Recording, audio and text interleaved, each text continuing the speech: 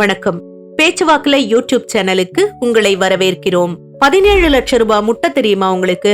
அதென்ன பிரமாதம், தங்கத்திலேயே செஞ்சிருக்குமோ அப்படின்னு கேக்குறீங்களா? தங்கம் மட்டும் இல்ல, வைரம், மாணிக்கம், மரகதம்னு விலை உயர்ந்த கற்களும் பதிக்கப்பட்டது. சரி, அது என்னன்னு பாக்கலாம்.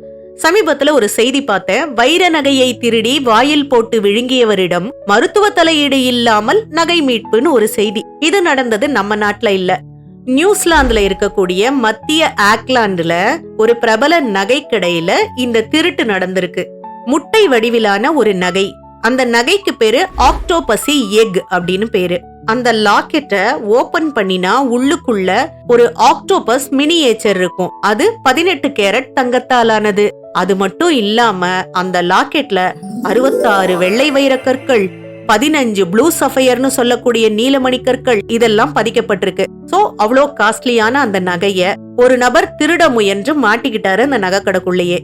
கடைக்காரங்க போலீஸுக்கு தகவல் சொல்லி போலீஸ் வரும்போது இந்த ஆள் டக்குன்னு அந்த லாக்கெட்டை வாய்க்குள்ள போட்டு முழுங்கிட்டாரு.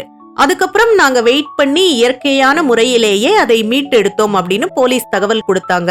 இதுதான் உண்மையை கக்க வைக்கிறதோ இல்ல வேற வழியா கூட எடுத்திருப்பாங்க. எனிவே நகை மீட்கப்பட்டது. இந்த ஆக்டோபசி எக் அப்படிங்கிற பேருக்கு பின்னால ஒரு சுவாரஸ்யமான கதை இருக்கு. ஆமா, 1983ல ஒரு ஜேம்ஸ் பாண்ட் படம் ஆக்டோபசி அப்படிங்கிற பேர்ல வந்தது.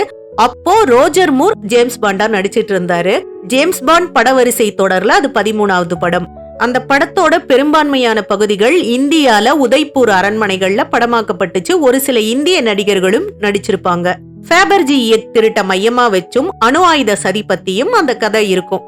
அந்த ஃபேபர்ஜி எக்குக்கும் ஆக்டோபசி எக்குக்கும் என்ன சம்பந்தம் அப்படின்னு கேட்டா, ஃபேபர்ஜிங்கிறது ரஷ்யாவை சேர்ந்த பிரபல நகை தயாரிப்பு நிறுவனம். அவங்க 200 வருஷங்களா ரஷ்யால விலை உயர்ந்த கலையம்சம் கொண்ட நுணுக்கமான வேலைப்பாடுகள் கொண்ட நகைகளை செய்யறதுல ரொம்ப ஃபேமஸ் ஆனவங்க. அந்த ஃபேபர்ஜ் நிறுவனம் தான் விலை உயர்ந்த இந்த எக் லாக்கெட்டை தயார் பண்ணிருக்காங்க. ஒவ்வொரு முறையும் அவங்க செய்யக்கூடிய முட்டை வடிவம் உள்ள அந்த லாக்கெட் ரொம்ப கலையம்சம் பொருந்தினதா இருக்கும், காஸ்ட்லியாவும் இருக்கும். அதுல உள்ள தனித்துவம் என்னன்னா, அந்த லாக்கெட்டை ஓபன் பண்ணினா யாரும் கெஸ் பண்ண முடியாதபடி காஸ்ட்லியான பொருட்கள் அந்த லாக்கெட்குள்ள இருக்கும். இதுதான் அந்த ஃபேபர்ஜி எக் லாக்கெட்டோட சிறப்பம்சம்.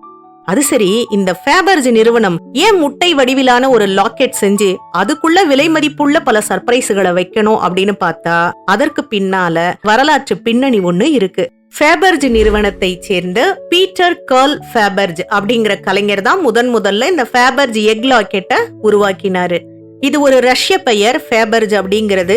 இத ஒவ்வொரு நாட்டிலையும் ஒவ்வொரு மாதிரி உச்சரிப்பாங்க. ஃபேபர்ஜ் அப்படிங்கறது அமெரிக்க உச்சரிப்பு, ஃபேபர்ஜே அப்படின்னா பிரிட்டிஷ் இங்கிலீஷ், நம்ம இந்திய ஆங்கிலப்படி ஃபேபர்ஜி அப்படின்னு சொல்லுவோம்னு வச்சுக்கோங்களேன். இந்த முட்டைகளை யாருக்காக எப்ப உருவாக்கினாங்க, இது எப்படி ஸ்பெஷல் ஆச்சு, இது ஏன் இவ்வளவு காஸ்ட்லியா உருவாக்கணும், அதை ஏன் முட்டை வடிவத்துல பண்ணணும் அப்படிங்கிற கேள்வி எல்லாம் நமக்கு தோணுது இல்லையா? இத அப்படியே ஹிஸ்டரியில ஒரு டைம் டிராவல் பண்ணி போனோம்னா ரஷ்யாவை ஜார் மன்னர்கள் ஆண்ட அந்த காலத்துக்கு நம்ம போகணும். அடுத்த எபிசோட்ல அந்த சுவாரஸ்யமான வரலாற சொல்றேன்னு சொன்னா நீங்க வேணான்னு நான் சொல்ல போறீங்க. அடுத்த எபிசோட்ல அதை பார்க்கலாம். பேச்சுவாக்குல யூடியூப் சேனலை நீங்க புதுசா பாக்குறவங்களா இருந்தா சப்ஸ்கிரைப் பண்ணி எங்களுக்கு சப்போர்ட் பண்ணுங்க. உங்களுக்கு பிடிச்சிருந்தா லைக் பண்ணுங்க. உங்க ஃப்ரெண்ட்ஸ் அண்ட் ஃபேமிலிக்கும் சஜஸ்ட் பண்ணுங்க. உங்க கருத்துக்களை பின்னூட்டத்துல சொல்லுங்க. நன்றி.